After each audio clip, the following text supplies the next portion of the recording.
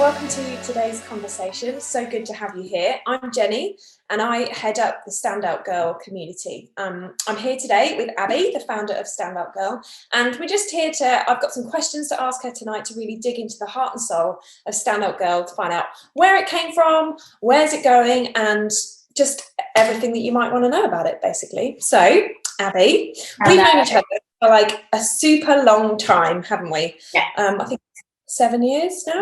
Yeah. And we met at the start of our motherhood journey. We were in the thick of it, and I've watched you over the years labour and grow Standout Girl from the ground up, first in private and then gradually more out in public.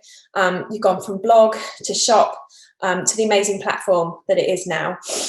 You've been through many seasons with it. You've been through many ups and downs, and we've had so many conversations about it as it's been like forming and taking shape. So would you just tell us a little bit and remind me and let the girls know here, like, where did this idea for Standout Girl come from? Like, how did it start? And, you know, tell us a bit about that original dream and the vision behind it all. Oh, so good. And thank you for having me. Thank you for taking the time to ask some questions. So Standout Girl started, so I worked for a church as an events coordinator, and that is where I thought my life was going to go. That's what I was planning. I wrote business plans in the evenings to like start my own events and wedding company. But then I got pregnant with my first child with my husband, Matt, and in my first maternity leave, I just remember thinking, this is an amazing season. And this was pre-meeting you, I think, actually. This is an amazing season, but also this is really isolating. And I also feel a little bit like, what is it that I'm meant to be doing? Is this it? Like, this is great. I love my daughter, but I feel like there could be more. And I remember just wrestling with this tension of, I want to be present, but actually there was something in my heart that felt like, I could do something. I feel like there's something in me. So I took it to God and I just sought him for, actually it was 6 weeks of just solid going. If this season is just all about motherhood and that's all there is in this season, 100% I'll give it my all. But if there's anything else that you would want to do with me or that I could put my hand to, please show me, because I'm so up for it and I'm so willing. And it took 6 weeks, but there was a couple of things that happened where I just felt prompted, oh, you should start a blog. And I know it sounds, but not dissing blogs, because that's a big part of what we do and that's what I did. But I just felt like, oh, I think I should start this. But I was also unsure. I don't know if I was lacking in confidence, if I thought, what is the point? That doesn't feel very much. And then I remember my husband came out of the bathroom one day and he was like in the same kind of space that I was feeling that. And I hadn't mentioned it to him. And he said, I think you should start a blog. And it was so out of the blue and left field that I thought, oh, it has to be whatever. Anyway, I took that idea and I thought, well, what on earth would I write about? And just started to really seek God and go, okay, God, if I did that, what would I call it? Like, what would I even talk about? And clear as day, I just felt impressed on my heart, Standout Girl. But in the sense, not like standout girl, but like stand out girl. Stand out in your love for God, in your love for people, in the attention and the care that you put into what is in your hand.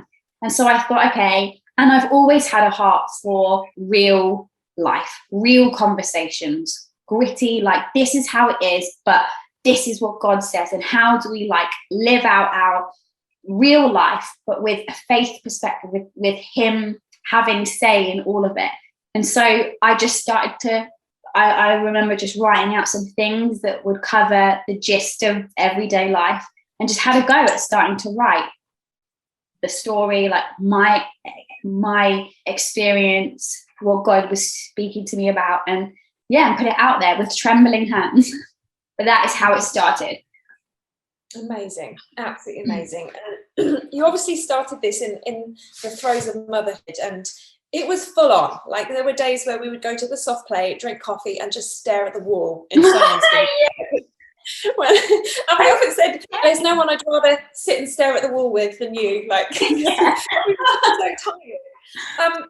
and you started this in like the thick of that, and what gave you the guts to do that? And just like, what was the drive behind that in that incredibly challenging season? Like, what and how did you do it? How did you get it off the ground? Well, I think it comes back to, I felt I sought God. So there was obviously something in me that wanted something more, but also I felt him respond to me, and I felt him in giving me what I believe he gave me, the thought of the kind of the mandate, the mission, the heart, stand out girl. In that, there must have been birthed like a passion for that and a real heart for that. And I am someone who loves routine. Like, I love routine, I love systems, and I love figuring it out, and I love deep conversation. So that's like that's my jam. That's how I work. So I think I naturally have a passion and a heart for take your everyday life and suck out the goodness and do the best, not suck out the goodness.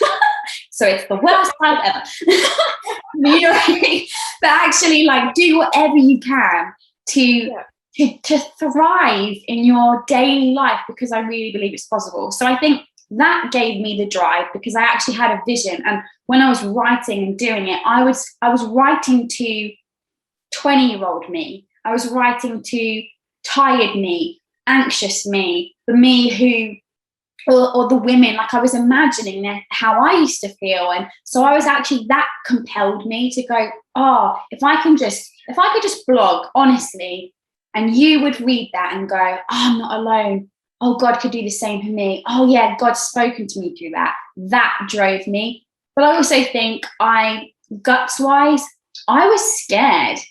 Like, I felt so vulnerable putting myself out there. And honestly, there was a point when I felt like I was living and dying by if anyone commented. Like, if they commented, I felt like, okay, I'm a good person. If they didn't, I felt like, oh my goodness, like the cloak of shame. And I actually think that's just something that I've learned, that you just have to push through. And you actually just have to go, do I have the conviction? Do I want to do this? Actually, there's always going to be people that have got opinions.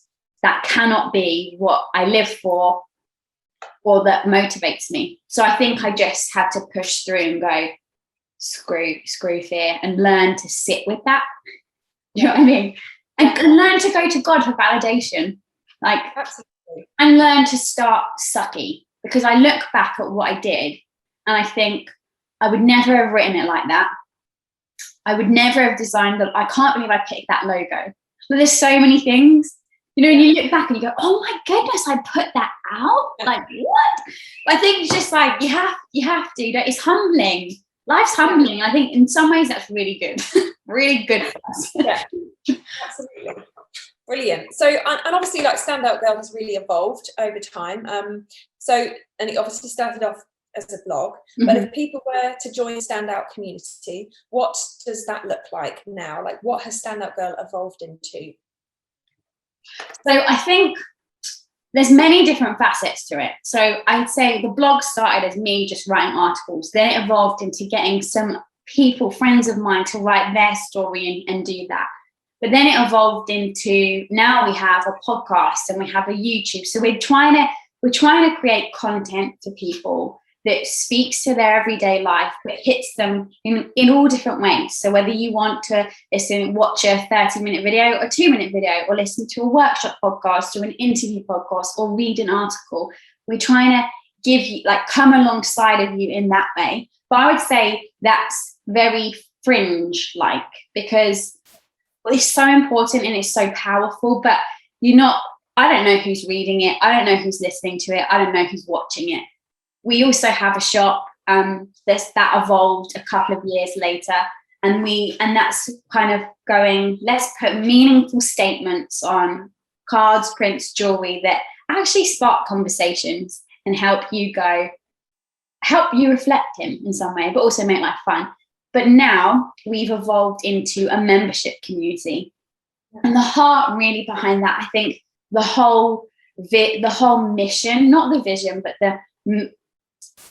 the whole strategy of how we come alongside young, lovely, everyday women has pivoted slightly, in that the membership is a way for us to digitally disciple and come alongside everyday women to help them thrive in every area of their life. And the reason I refer to like the articles, blogs and that as fringe is because that membership community is like a real face-to-face, alongside each other community of everyday girls who are going, I actually really want to learn how to thrive in every single area of my life alongside other people wherever they're at. And so it's now a community where we get incredible speakers and mentors and people further ahead, professionals, counselors, psychologists to come alongside and answer everyday questions that we have that you may not have been able to do that with your friend or your mum, and you actually need some godly sound advice, or to get mentored through our master classes where they come and go, this is my experience, I'm further ahead here, let me impart into you. But the thing I love about it is that we're actually, it's online, which is giving us, and thanks to COVID, I don't want to say thanks to COVID, but it's opened up a whole new way of doing it. Whereas before I felt like you could only kind of do that thing in real life, an event. Now it's like you can do it in your pajamas, and people all over the country are making friends that they would never probably have got to know.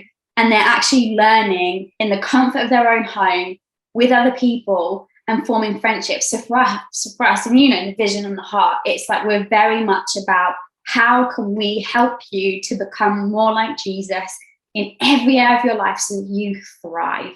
And so that's how it's evolved. Brilliant. Yeah. And so then the content, obviously you write and plan a lot of the content, the interview questions, and you find the guests and all of that. How do you come up with that content? Like, where are you sourcing this from? Like, is it prayer, stuff you read, or I don't know, or whatever? How do you come up with it? Really, really cool question, that is. A bit of everything, all of the above. So I'd say I really pay attention. I like to ask a lot of questions to people. I remember someone, when I first met my husband's, he was my boyfriend at the time, his flatmate's girlfriend. And I asked a load of questions because I think I do that when I'm nervous as well. And she was like, what is this? 20 questions? And so I was like, then I became really aware that I ask a lot of questions. But because of that, I'm always listening to what's going on for people. What are they wrestling with? What's God speaking to them about? Where are they feeling fearful?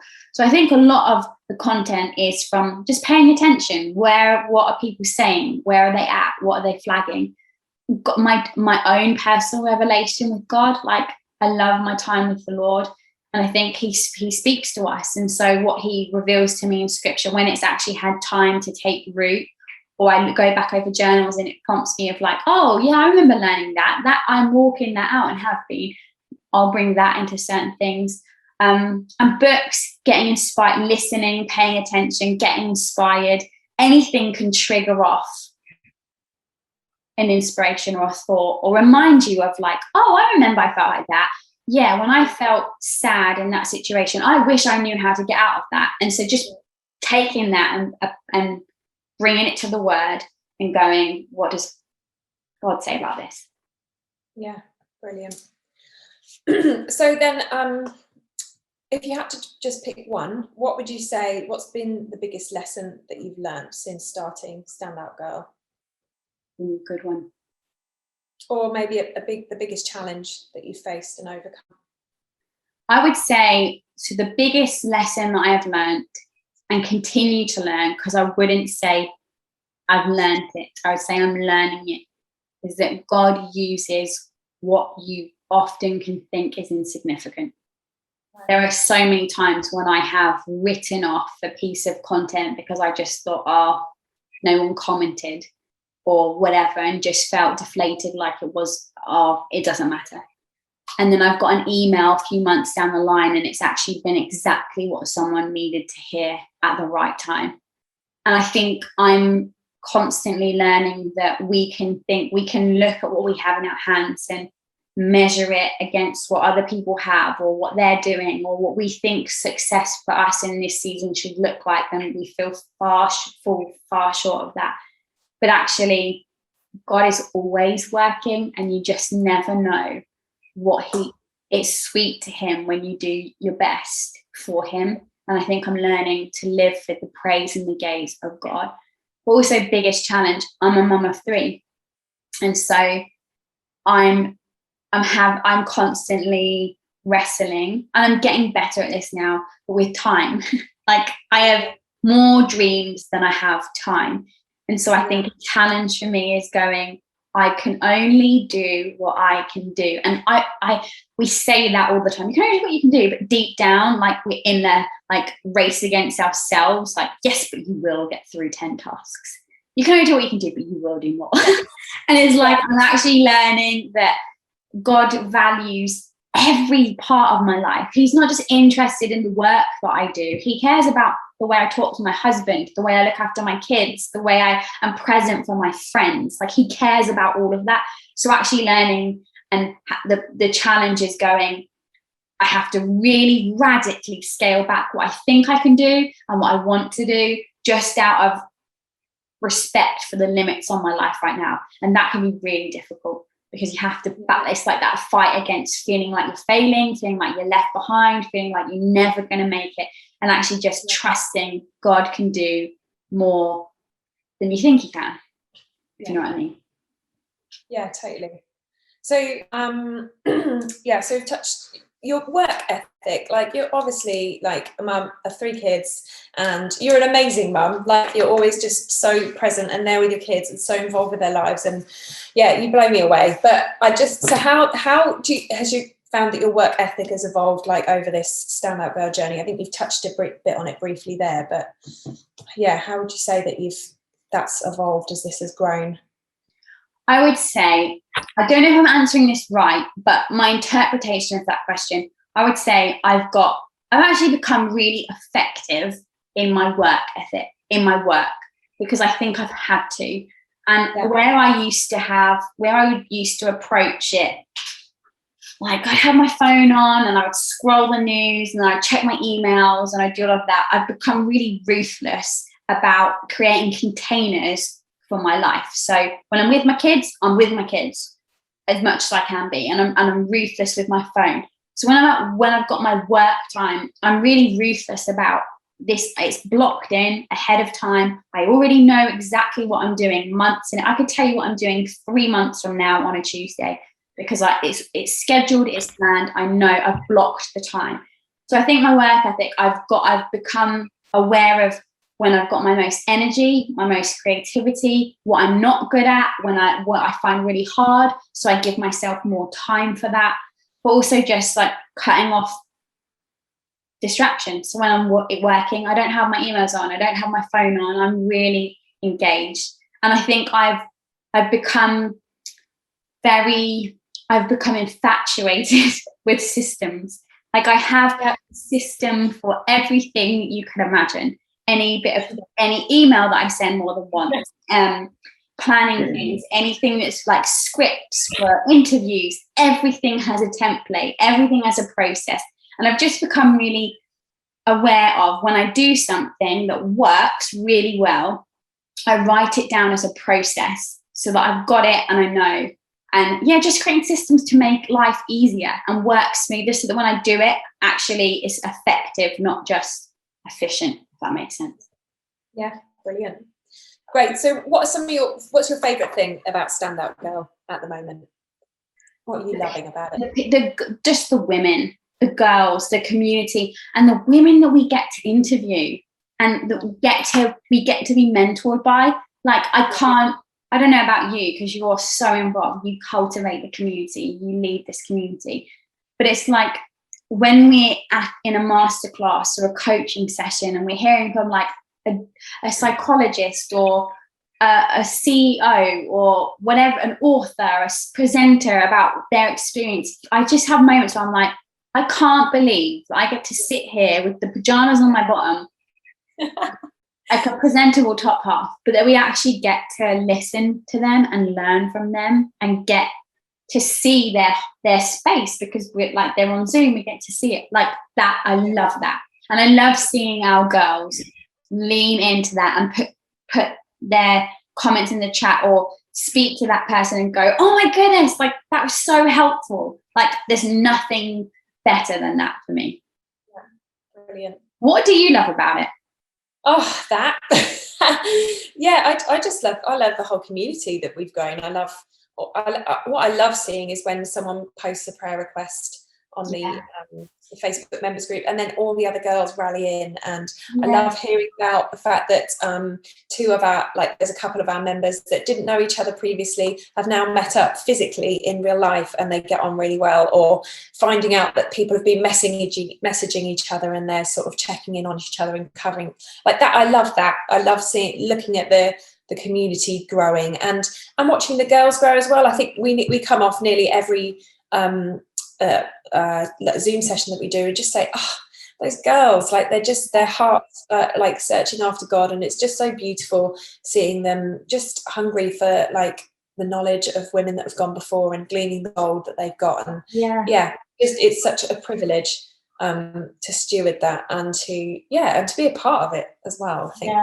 And they love you, and you do shout out to you do such a beautiful job of making people feel seen and known and cared for. I know you pray for them, you cover them, you're checking in on them all the time, and you do like you do it so beautifully, and you're like the mother. I don't want to say hen because you're so much more than a hen. You know what I mean? Well, it's not mother hen, is it? Is it mother duck? I don't know what it is. You're like a mother. Yeah, I cluck around. Yeah. Yes. So right, last couple of questions. What does a standout girl look for you? Who can get involved with this? Oh, okay. So a standout girl for me is someone who in their heart, they just want to know God, to enjoy him, and to do what he asks. Like that is what a standout girl means to me. And anybody who loves Jesus, and even if you don't know him and you're not sure, I mean, I would still say this is so for you. It's for women. So if you're a guy who happens to be listening to this, I'm sorry, it's not for you. But but yeah, so it's for women, like young, godly. We have a whole range of ages. So yeah, if you have a heart to grow deeper in your walk with God in every area, so you want practical, like to learn about finances and budgeting and body image and emotional well-being, from building a business, all sorts, it's for you. Yeah, brilliant. So then what's your dream? Where do you see this going 5-10 years down the line? Well, I would hope that my dream for this is that anyone that we get the honor of serving through this membership community, and through anything that we do, that they would leave feeling like they are so loved by God, and that they have a revived sense that that his heart for them is to thrive, and then whatever they're feeling or navigating, that they actually they just want to do their best. They want to thrive. They want to walk closely with God through whatever they're going through. That would be my heart, that anyone who encounters what we do comes away with that renewed, I feel different. I feel better. I feel supported. I feel seen. And the dream, honestly, for me, this has changed. This started as a blog when I was, like I said, in my first maternity leave, and then it added a shop, and now it's turned into this. And so I guess my dream for this is to just continue doing whatever we feel God asking us to do. So if that looks like this in 10 years' time, amazing. If it looks different, then I trust that he'll guide us the right way. I don't want to say it looks like this, because honestly, I don't know. And I think it's just keep going up. I love that, Abby. I think you are stewarding this gift so beautifully, so wisely, and so carefully. You're absolutely amazing how you've just been so faithful to God, and you've really co-partnered with him hand in hand, and you've just crafted this beautiful community and platform that people can come and sit under the feet of women that have gone before. And it's amazing, and it's a real privilege and an honor to be part of this with you. So you're amazing. How are you? I love you. You're so great. So yeah, I hope that's answered everyone's questions. It's been an absolute pleasure to discuss all this with you, and thank you for sharing your heart. And you're just so articulate as well. You're so kind to me. And yeah, we hope that you've enjoyed it. And yeah, we hope to see you sometime soon on the Standout Girl community. Bye. Bye.